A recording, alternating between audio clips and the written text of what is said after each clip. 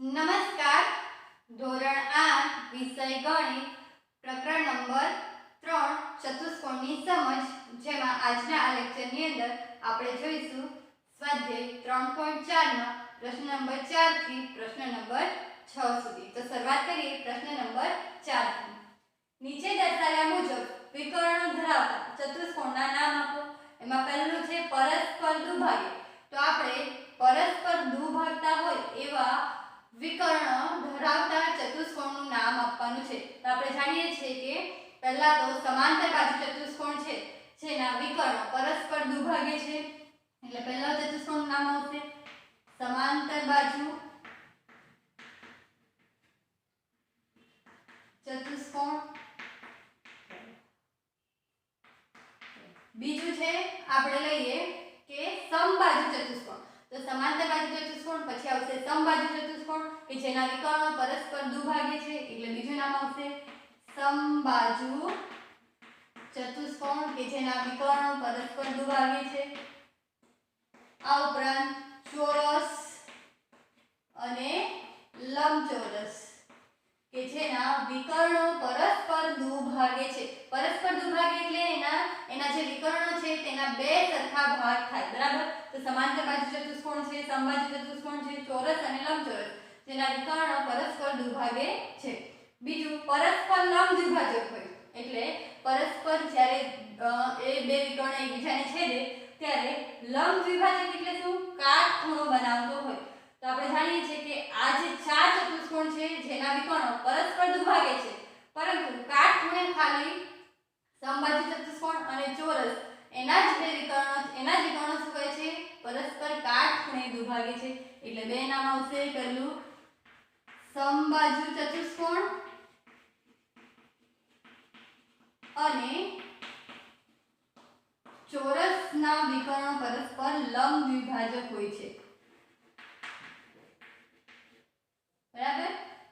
ત્રીજું જોઈએ સમાન હોય છે. હવે આપણે એવા ચતુષ્કોણનું નામ આપવાનું છે કે જેના વિકર્ણો કેવા હોય છે? સમાન હોય છે. તો આપણને ખબર છે કે ચોરસ અને લંબચોરસ એના વિકર્ણ કેવા હોય છે? સમાન હોય છે, એટલે આનો જવાબ આવશે ચોરસ અને લંબચોરસ કે જેના વિકર્ણો કેવા હોય છે? સમાન હોય છે.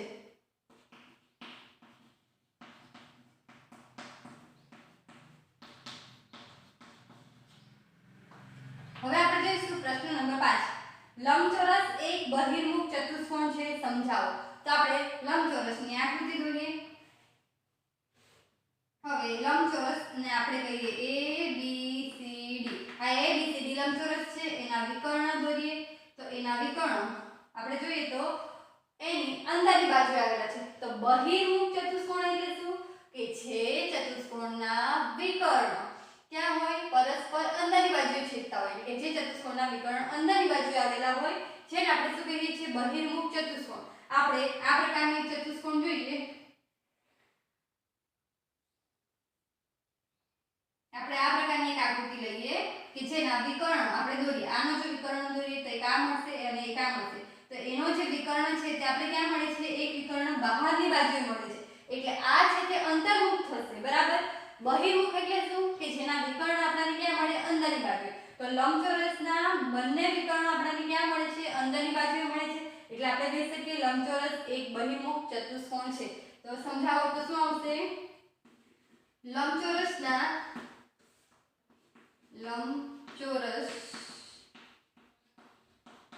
વિકર્ણ પરસ્પર અંદરની બાજુએ છેદે છે, અથવા એવું લખી શકીએ કે લંબચોરસના વિકર્ણ અંદરની બાજુએ આવેલા છે. તેથી લંબચોરસ એક બહિર્મુખ ચતુષ્કોણ છે. ચાલો હવે આપણે જોઈએ પ્રશ્ન નંબર 6. કાટકોણ ત્રિકોણ ABC માં અહીં આપણને કાટકોણ ત્રિકોણ આપેલો છે કાટકોણ ત્રિકોણ ABC. કાટકોણ ત્રિકોણ ABC માં કાટખૂણાની સામેનું સામેની બાજુનું મધ્ય બિંદુ O છે. તો આ કાટકોણ ત્રિકોણ A B C છે, જેમાં આ થશે કાટખૂણો અને એની આ સામેનું આ જે છે એનું મધ્ય બિંદુ થશે. સામેની બાજુનું મધ્ય બિંદુ O છે. શિરોબિંદુઓ A B C થી બિંદુ O કેવી રીતે સમાન અંતરે છે આવે છે તે સમજાવો. તો આપણે અહીં શું સમજાવવાનું છે કે આ રેખાખંડ AC જેનું મધ્ય બિંદુ O છે, બરાબર, એ AO અને OC તથા AB અને BC થી કેવા સમાન અંતરે આવેલું છે એ આપણે સમજાવવાનું છે. અને તૂટક રેખા આપણને અહીં આપેલી છે. તો આપણે કાટકોણ ત્રિકોણ ABC આપેલો છે, જેમાં આપણે આ જે રેખાખંડ છે BC એને આપણે કિરણ લઈશું, કિરણ BO ને આપણે શું કરીએ, લંબાવીએ અને BO થી એટલે કે બિંદુ O થી આપણે એક રેખાખંડ દોરીએ તો શું મળશે, OD મળશે. એટલે આપણે લખી શકીએ કાટકોણ ત્રિકોણ ABC માં ખૂણો B કાટખૂણો છે, જે આપણને આપેલું છે, બરાબર. હવે આપણને ખબર છે કે આ મધ્ય બિંદુ O છે, બરાબર. તો આપણે લઈએ કે રેખાખંડ OD આપણે શું કરીએ, દોરીએ. એટલે કે મધ્ય બિંદુ O થી આપણે એક રેખાખંડ OD દોરીએ.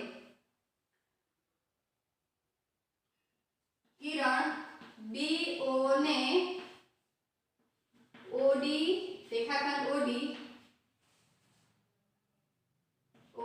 સુધી લંબાવતા શું કે આપણે આ જે વિકર્ણ છે BO, બરાબર, એને આપણે શું કરીએ, લંબાવીએ. તો આપણને શું મળશે, OD મળશે, રેખાખંડ OD મળશે.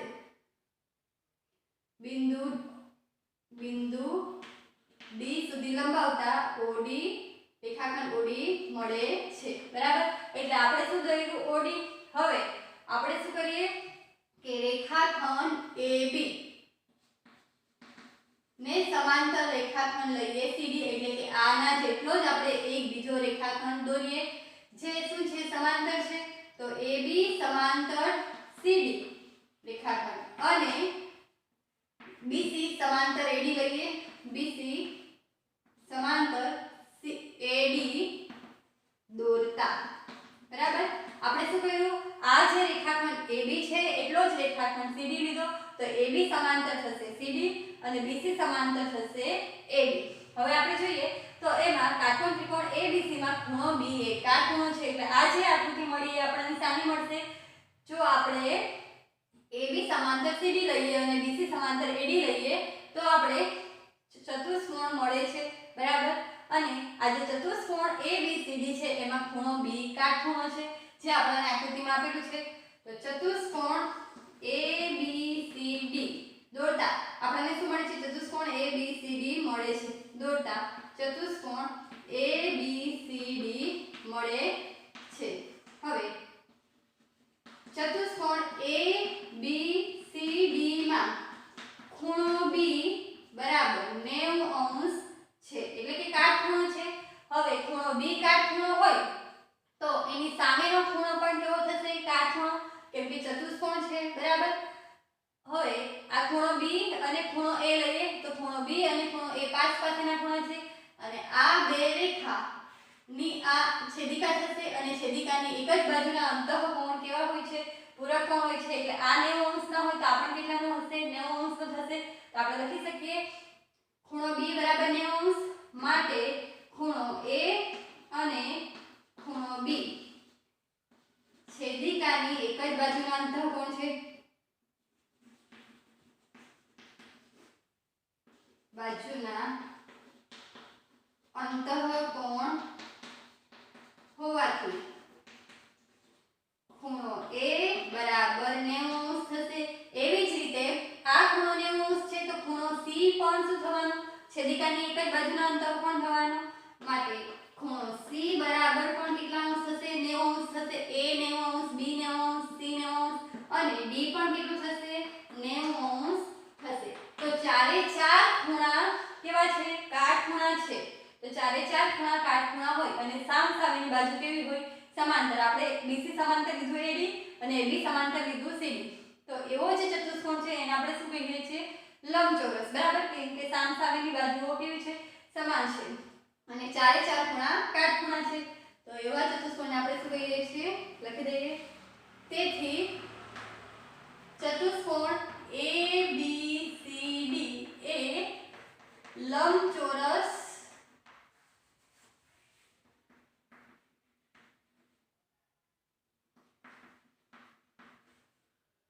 થશે. અને આપણે જાણીએ છીએ કે લંબચોરસ આ ચતુષ્કોણ લંબચોરસ છે તો એના વિકર્ણ પરસ્પર દ્વિભાગે છે. બરાબર, તો ચતુષ્કોણના બે વિકર્ણ થશે BD અને AC. તો ચતુષ્કોણ ABCD ના વિકર્ણો શું કરશે પરસ્પર દ્વિભાગે છે. તેથી ચતુષ્કોણ ABCD ના વિકર્ણ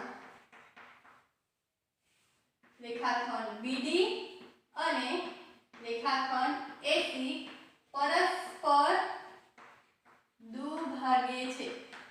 પરસ્પર દ્વિભાગે છે એટલે શું બે સરખા ભાગ કરે છે અને આપણાને આપેલું છે કે ABC થી બિંદુ O કેવી રીતે સમાન અંતરે છે. તો આપણે અહીંયા આકૃતિમાં જોઈએ તો રેખાખંડ AC નું મધ્ય બિંદુ કોણ છે O છે. એટલે આપણે લખી શકીએ અહીં વિકર્ણ AC નું મધ્ય બિંદુ O છે.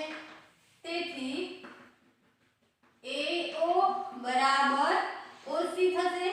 એવી જ રીતે BO બરાબર શું થશે OD થશે અને BO બરાબર રેખાખંડ BO બરાબર રેખાખંડ OD થશે.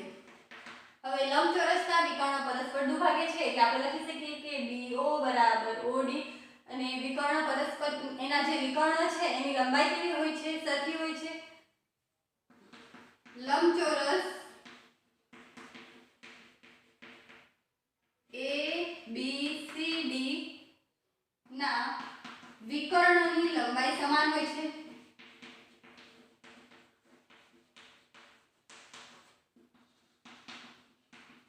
તેથી આપણે એમ લખી શકીએ કે BD રેખાખંડ BD બરાબર રેખાખંડ AC માટે આપણે લખી શકીએ કે BO બરાબર OD બરાબર AO બરાબર OC.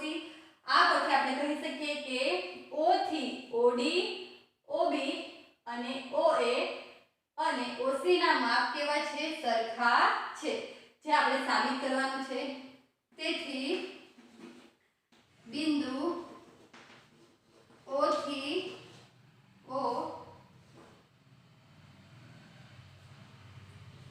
મધ્ય બિંદુ થશે. જે આપણે સાબિત કરવાનું હતું તે આપણે કરી દીધું. તો આ સાથે આપણું સ્વાધ્યાય 3.4 પૂર્ણ થાય છે અને અહીં આપણું પ્રકરણ પણ પૂર્ણ થાય છે. ફરી મળીશું નવા વિડિયો સાથે. આભાર.